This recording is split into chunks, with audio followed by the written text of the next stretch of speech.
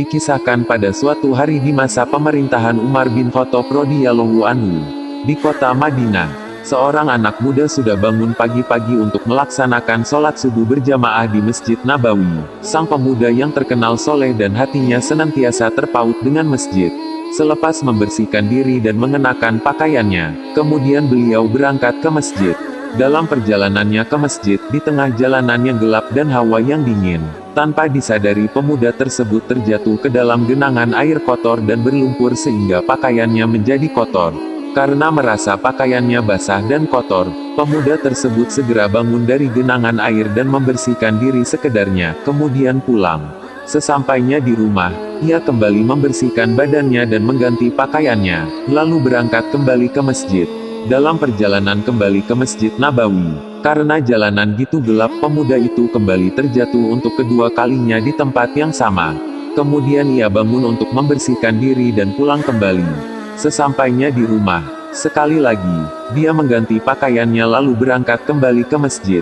Dalam perjalanannya kembali ke Masjid Nabawi untuk melaksanakan sholat, dia bertemu dengan seorang kakek tua yang membawa lampu di jalan yang dilaluinya. Kemudian dia bertanya pada kakek pembawa lampu tersebut, "Wahai kakek, dari mana Anda?" Kemudian dijawabnya, "Aku melihatmu terjatuh 2 kali dalam perjalananmu ke Masjid Nabawi. Jadi aku membawakan lampu untuk menerangi jalanmu." Pemuda itu mengucapkan terima kasih banyak pada kakek tua si pembawa lampu, lalu keduanya berjalan bersama ke masjid. Setibanya di masjid, pemuda itu mengajak kakek tua pembawa lampu untuk sholat subuh berjamaah dengannya, tapi si kakek pembawa lampu menolaknya.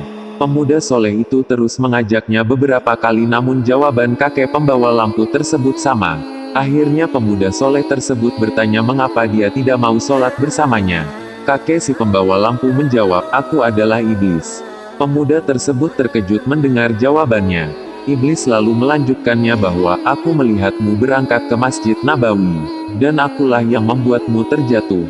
Lalu dia melanjutkan, "Ketika engkau pulang untuk membersihkan diri dan berangkat ke masjid, Allah Subhanahu wa Ta'ala Tuhan yang Maha Lembut dan Maha Pengasih memaafkan dan mengampuni semua dosa-dosamu. Lalu aku menjatuhkanmu sekali lagi, tapi engkau tidak tinggal di rumahmu, dan tetap berangkat kembali ke masjid.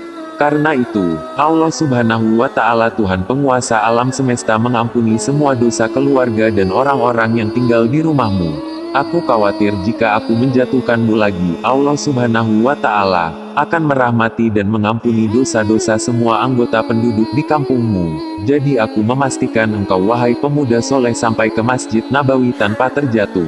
Wallahu a'lam bishawab."